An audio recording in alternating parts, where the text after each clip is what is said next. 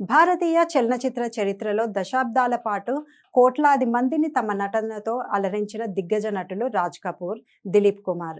వెండితెరపై ఎన్నో రికార్డులు సృష్టించిన ఈ ఇద్దరు మహానటుల పురిటిగడ్డలు, వారి పూర్వీకులు నివసించిన చారిత్రాత్మక కట్టడాలు ఇప్పుడు కాపాడే నాథుడు లేక పాకిస్తాన్లో అంతరించిపోయే ప్రమాదంలో పడ్డాయి.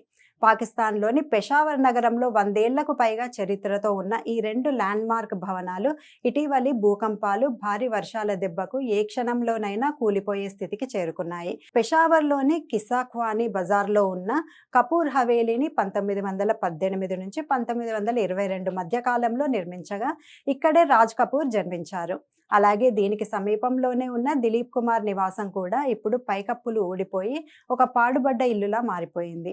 సినిమా రంగానికి వీరు చేసిన సేవలను గుర్తిస్తూ పాక్ ప్రభుత్వం 2016లోనే వీటిని జాతీయ వారసత్వ సంపదగా ప్రకటించింది. ఆ తర్వాత 2021 నుండి 2025 మధ్య వీటిని మ్యూజియంస్ గా మార్చడానికి కోట్ల రూపాయల నిధులు కేటాయించినట్లు జీవోలు విడుదల చేసినప్పటికీ ప్రస్తుతం పాకిస్తాన్లో ఉన్న తీవ్ర ఆర్థిక సంక్షోభం, నిధుల కొరత కారణంగా 5 ఏళ్లు దాటినా క్షేత్రస్థాయిలో ఒక్క అడుగు కూడా ముందుకు పడలేదు.